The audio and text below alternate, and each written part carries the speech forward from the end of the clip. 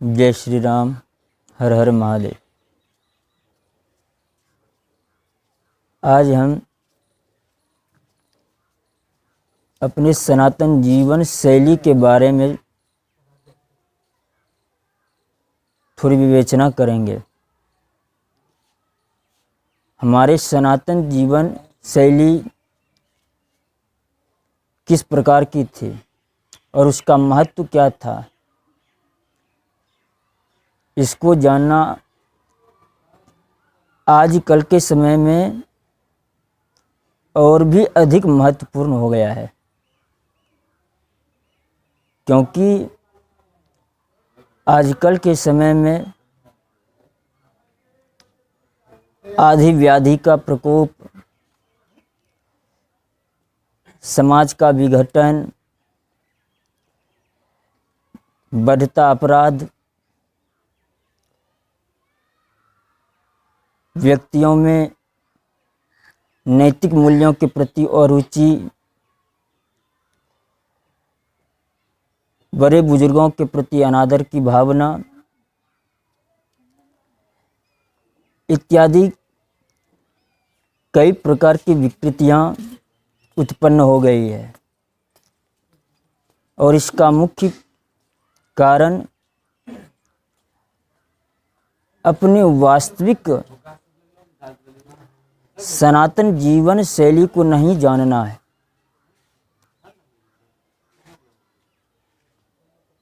आधुनिकवाद के नाम पर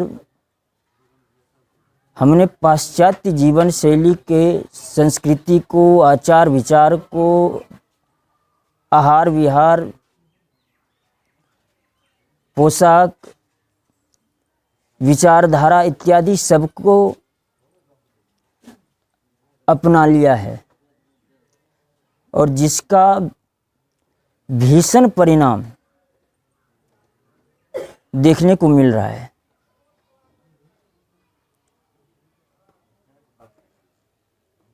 हमारी सनातन जीवन शैली बिल्कुल प्राकृतिक थे। हम प्रकृति के गोद में रहते थे और प्राकृतिक विधि से ही जीवन यापन करते थे। सत्य का, धर्म का, सदाचार का, पशु पक्षी से लेकर के मनुष्यों, पेड़ पौधों, सबके हितों का ध्यान रखते थे। हमारा भोजन, आहार विहार शुद्ध और सात्विक होता था। हम किसी भी व्यक्ति के ऊपर गलत प्रकार के दोषारोपण, निंदा आदि से परहेज करते थे।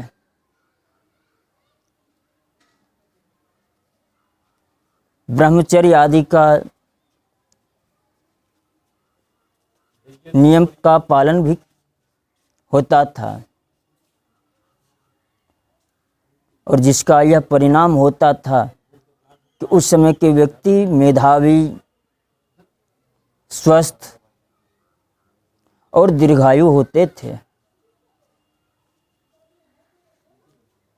इसलिए हम कहते हैं कि अपने आर्ष ग्रंथों को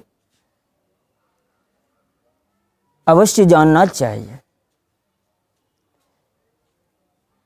हमने अपने पिछले वीडियो में कहा था कि सतयुग में मनुष्यों की आयु हजारों से लाखों वर्ष तक होती है, लेकिन ज्यों-ज्यों धर्म का ह्रास होते जाता है,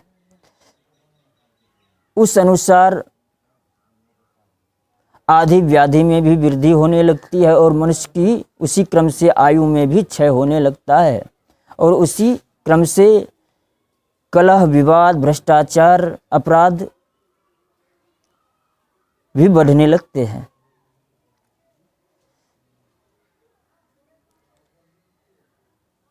महाभारत के अनुसार द्रोणाचार्य की आयु जिस समय महाभारत युद्ध में उनका वध किया गया 400 वर्षों की थी।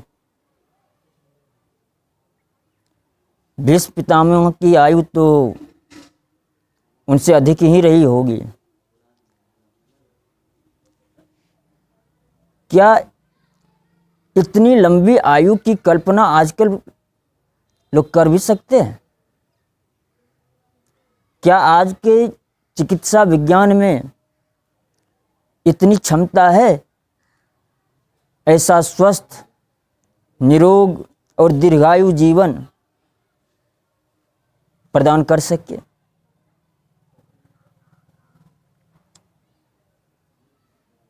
इसलिए हमें अपने सनातन परंपरा की ओर लौटना ही पड़ेगा। दूसरा कोई इसका विकल्प नहीं है। अगर आज हम अपने समाज को, राष्ट्र को रोग मुक्त, महामारी से मुक्त रखना चाहते हैं तो उसके लिए हमें अपने शास्त्रीय परंपरा का अनुसरण करना पड़ेगा। अब मैं कुछ महत्वपूर्ण तथ्यों का उदाहरण देकर के वर्तमान चिकित्सा पद्धति का दोष प्रकट करना चाहता हूं। मनुस्मृति के अनुसार जितने अंश में महायंत्रों का प्रचुर आविष्कार और प्रयोग होता जाता है, उसी अनुपात में महामारी,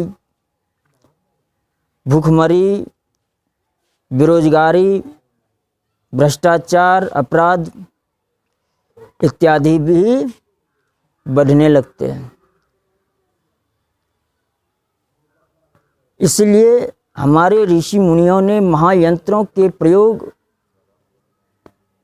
का निषेध किया था, पर इस रहस्य का बोध नहीं होने के कारण प्राय आजकल व्यक्ति समझते हैं कि उस समय के लोगों में यंत्र, महायंत्र के निर्माण की क्षमता ही नहीं थी, जो कि बिल्कुल भ्रांत धारणा है। यह एक दार्शनिक तथ्य है। यदि हमें किसी वस्तु का ज्ञान नहीं होता है, उसका प्रयोग मालूम नहीं होता है, तो उसका निषेध भी आवश्यक नहीं होता है। जैसे हम विद्युत आदि का आज उपयोग करते हैं तो उसका निषेध भी है कि नंगे हाथ पांव उनका स्पर्श ना करें,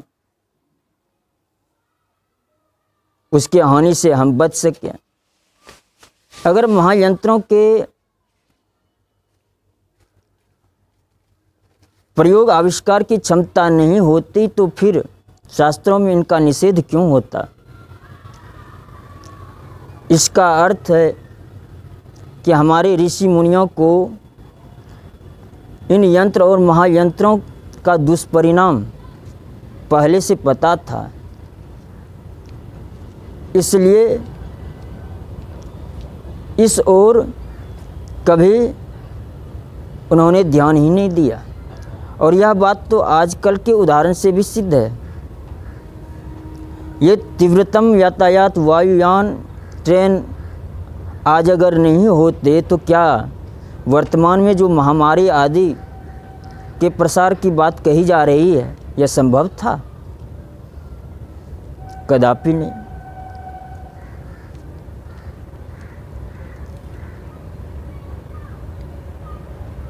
इसलिए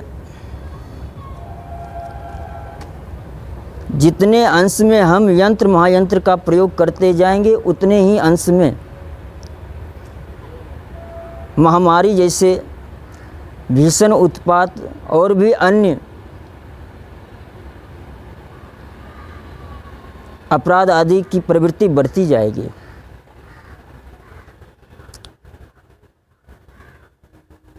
कुछ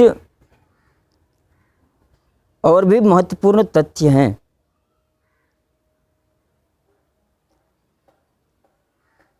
कि सबसे विषम परिस्थिति तो यह बन गई है कि आज हमारे जीवन में जितने भी अधिकांश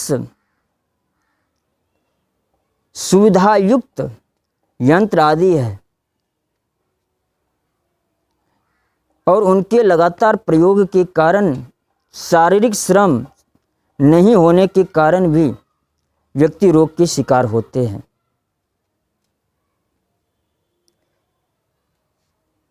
एक और महत्वपूर्ण तथ्य की ओर मैं ध्यान आकृष्ट करना चाहता हूँ कि आजकल ये जो महामारी की बात कही जा रही है, महामारी तो ये बिल्कुल कम लगता है, परंतु भय का व्यापार तंत्र इसमें अधिक काम कर रहा है। इसके पीछे अवश्य किसी को लाभ हो रहा है जो कि यह समाप्त नहीं होना देने चाहता है। और यह तथ्य छिपा नहीं है। इस महामारी के आड़ में कितनी ही दवाई कंपनियां करोड़पति अरबपति हो गए। ये आधुनिक चिकित्सा विज्ञान वास्तव में किसी भी बीमारी महामारी को समाप्त करने की क्षमता नहीं रखते हैं। चाहे आप कितना भी प्रयास कर लें, कितना भी कोशिश कर लें, लेकिन अस्थायी रूप से किसी भी बीमारी महामारी का निराकरण संभव नहीं हो पाएगा, क्योंकि वास्तव में हम प्रकृति से बहुत दूर होते जा रहे हैं। कृत्रिम जीवन शैली अपना करके हम अपने स्वास्थ्य का नाश कर रहे हैं। इसलिए अगर हम स्वस्थ रहना चाहते हैं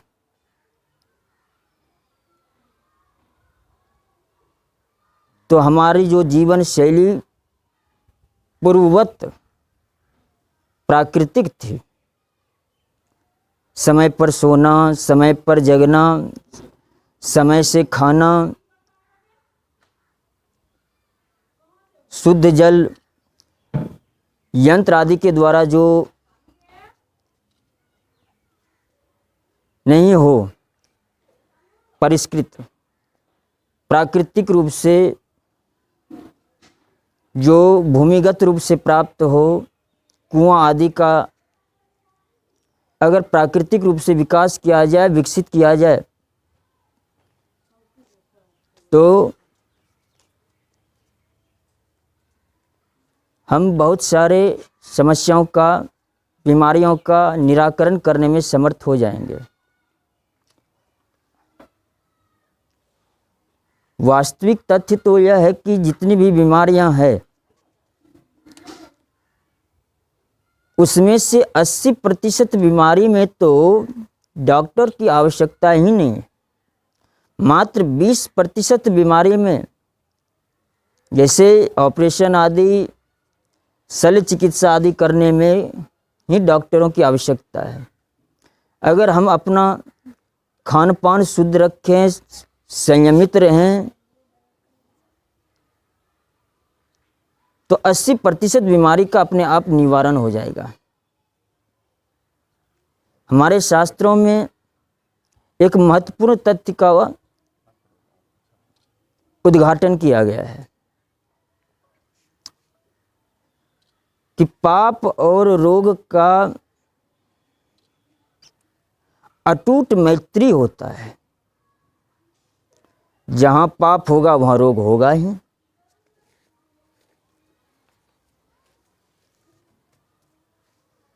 पाप का अर्थ अशास्त्रीय आचरण, मनमाना आचरण, समय से खान पान, सोना जगना इत्यादि जब नहीं होता है तो शरीर में बहुत सारी विकृतियां अपने आप उत्पन्न हो जाती है। इससे बहुत सारे कुत्सित विचारों का भी जन्म होता है। हमारे शास्त्रों में 3 प्रकार के रोग कहे गए हैं मुख्य प्रकार के दृष्टि से। व्याधि, आधि और अविद्या। शरीर से संबंधित जो रोग होते हैं उसको व्याधि कहते हैं। सूक्ष्म शरीर में जो रोग होते हैं उसको आधि कहते हैं, और कारण शरीर में जो रोग होते हैं उसको अविद्या कहते हैं। इसका अर्थ हुआ व्याधि के मूल में आधि। आधि का अर्थ होता है मनोरोग। जिसके मन में जितनी ही अधिक महत्वाकांक्षा, ईर्ष्या, क्रोध, अवसाद अर्थात बहिर्मुख जितने ही होते हैं संसार के प्रति, विषय के प्रति, उसके कारण उतने ही रोग भी उत्पन्न होते हैं। और आधि के मूल में होते हैं अविद्या। अविद्या का अर्थ अज्ञान, यानी सभी रोगों का मूल कारण अज्ञान। अज्ञान से ही आधि उत्पन्न होती है, आधि से फिर व्याधि उत्पन्न होती है। और भी रोग के कई कारण हैं। महायंत्रों का तो इसमें बहुत बड़ी भूमिका है। कल कारखाने, फैक्ट्री आदि के माध्यम से जिन तत्वों से हमारे शरीर की संरचना होती है उन्हीं तत्वों को विक्षुब्ध, कुपित और प्रदूषित कर दिया गया। आज न मिट्टी शुद्ध रह गई, न जल शुद्ध है, न वायु शुद्ध है, न अग्नि शुद्ध है। इन्हीं तत्वों से तो हमारे शरीर की संरचना होती है। लेकिन आधुनिक विधा के कारण कल कारखानों और यंत्रों के द्वारा इतने प्रदूषित और विक्षुब्ध कर दिए गए हैं कि उनमें रोगाणु को उत्पन्न करने की अनुकूलता उत्पन्न हो जाती है, और उसी के बीच हम रहते हैं। तो कैसे कोई भी व्यक्ति चाह करके भी, अगर इसका परिज्ञान हो तो भी चाह करके भी वो स्वस्थ नहीं रह सकता। इसके लिए आवश्यक है कि प्राचीन विधा से ही हमें समाज की संरचना करनी पड़ेगी। नहीं तो शास्त्र के बल पर, मैं डंके की चोट पर कहता हूं, पूरा विश्व एक साथ मिलकर के भी हजारों वर्ष में भी आधुनिक चिकित्सा पद्धति के माध्यम से एक भी महामारी या बीमारी का निवारण नहीं कर सकेगा। बल्कि जितने ही कि एक बीमारी के निवारण के लिए प्रयास करेगा, उसी के गर्भ से कई अन्य बीमारियां प्रकट हो जाती है, हो जाएगी।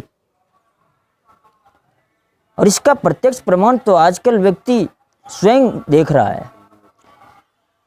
बहुत सारी घातक बीमारियां जो पहले समाज में कहीं नहीं थी, कहीं नहीं देखी जाती थी, आज उसके चपेट में प्राय सभी व्यक्ति आ गए। और यह इस बात का संकेत है कि आधुनिक विधा से अगर हम इसी प्रयास से इसी रास्ते पर चलते रहेंगे तो ज़्यादा समय नहीं है प्रकृति को कुपित होने में। और प्रकृति ईश्वर की शक्ति है, और अगर इसके विरुद्ध हम इसी प्रकार मुख्य तत्वों को प्रदूषित करते रहें तो कभी भी महामारी का निवारण नहीं हो पाएगा। अंत में मैं एक और तथ्य का उद्घाटन करना चाहता हूं। अगर हॉस्पिटल, डॉक्टर, दवाई आजकल जितने भी उपलब्ध हैं, अगर वह बीमारी को दूर करने में समर्थ होते तो जहाँ पर इनकी सुविधा प्रचुर मात्रा में है वहाँ पर तो बिल्कुल बीमारी होनी ही नहीं चाहिए, जैसे महानगरों में। परंतु हम देख रहे हैं कि महानगरों में ही बीमारी, महामारी अधिक फैलते, वहीं के लोग अधिक व्याधि के शिकार हो रहे।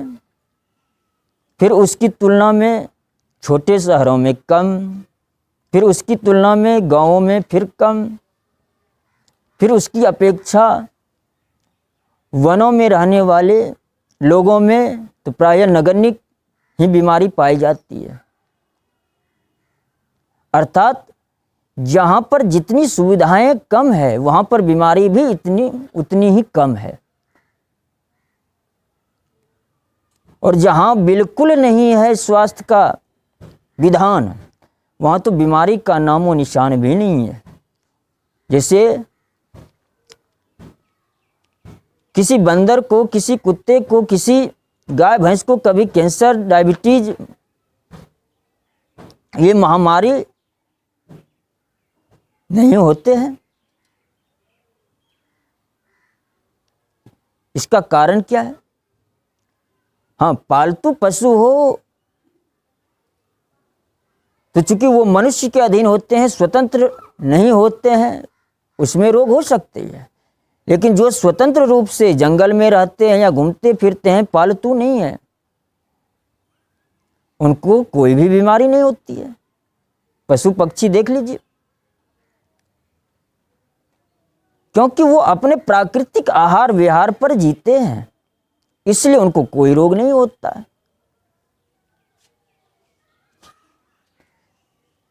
तो प्रकृति के इन तथ्यों का अवलोकन करके हमें अपने स्वास्थ्य की रक्षा करनी चाहिए।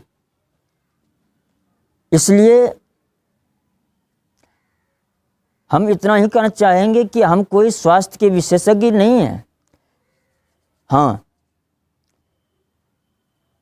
अपने आर्ष ग्रंथों के अध्ययन के बल पर हम इतना अवश्य कह सकते हैं, जिसको इतनी जानकारी अवश्य हो जाए तो वह इस ज्ञान के बल पर अधिकांश बीमारियों से अवश्य मुक्त रहेंगे। अन्यथा